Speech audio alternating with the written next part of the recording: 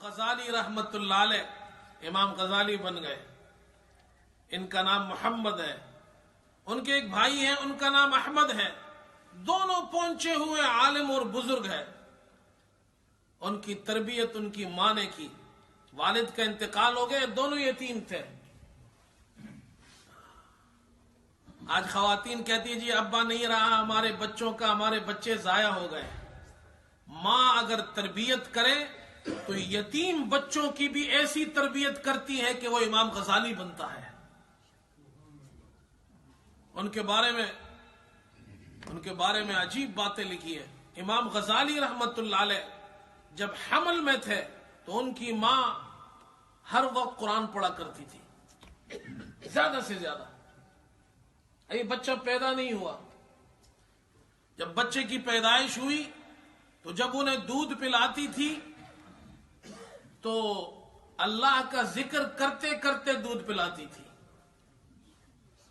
دونوں بیٹوں کی تربیت کی, ایک محمد غزالی ایک احمد غزالی, دونوں پہنچے ہوئے عالم بزرگ. اسلامی تاریخ میں آپ کو امام غزالی کا مقام بہت بڑا مقام نظر آئے گا. کہتے ہیں ایک مرتبہ امام غزالی وہ نماز پڑھایا کرتے تھے مسجد میں. جو ان کے بھائی تھے احمد, وہ ان کے پیچھے نماز نہیں پڑھتے تھے. تو انہوں نے جا کر اپنی اماں سے شکایت کی کہ اماں جان میرا بھائی میرے پیچھے نماز نہیں پڑھتا. ماں نے احمد کو بلایا, بیٹا اپنے بھائی کے پیچھے نماز پڑھا کرو. انہوں نے کہا ٹھیک ہے اماں جان. نماز پڑھنے پہنچ گئے. امام غزالی نے نماز شروع کی, امام احمد پیچھے کھڑے ہوئے. ان کے بھائی, ایک رکعت ہوئی تو وہ امام احمد جو پیچھے بھائی کھڑے تھے وہ ایک رکعت کے بعد نماز توڑ کر چلے گئے. ان کو پتا چلا, وہ گھر آئے, ماں سے شکایت کی کہ بھائی پہلے تو نماز پڑھتے نہیں تھے اور اب پڑھنے لگے ہیں تو درمیان میں ایک رکعت چھوڑ کر چلے, ایک رکعت کے بعد نماز چھوڑ کر چلے گئے. ماں نے بلایا, بیٹا تم نے کیا کیا؟ وہ بھی اللہ والے تھے. انہوں نے کہا جی جو ہمارے بھائی صاحب ہیں نماز پڑھا رہے تھے, نماز میں دھیان اللہ کی طرف ہونا چاہیے, ان کا دھیان اللہ کی طرف نہیں تھا. یہ تو فقہی مسئلہ عورتوں کے نفاس کا, نفاس عورتوں کو بچے کی پیدائش کے بعد نفاس کا خون آتا ہے, کہ نفاس کا ایک مسئلہ اس میں غور و فکر کر رہے تھے. اللہ نے ان کو کشف سے بتا دیا. اتنے بڑے بزرگ تھے. انہوں نے کہا میں اس کے پیچھے نماز کیسے پڑھوں جو اللہ کو چھوڑ کر فقہی مسئلے میں غور و فکر کرے. اس لیے میں چھوڑ کر چلا گیا.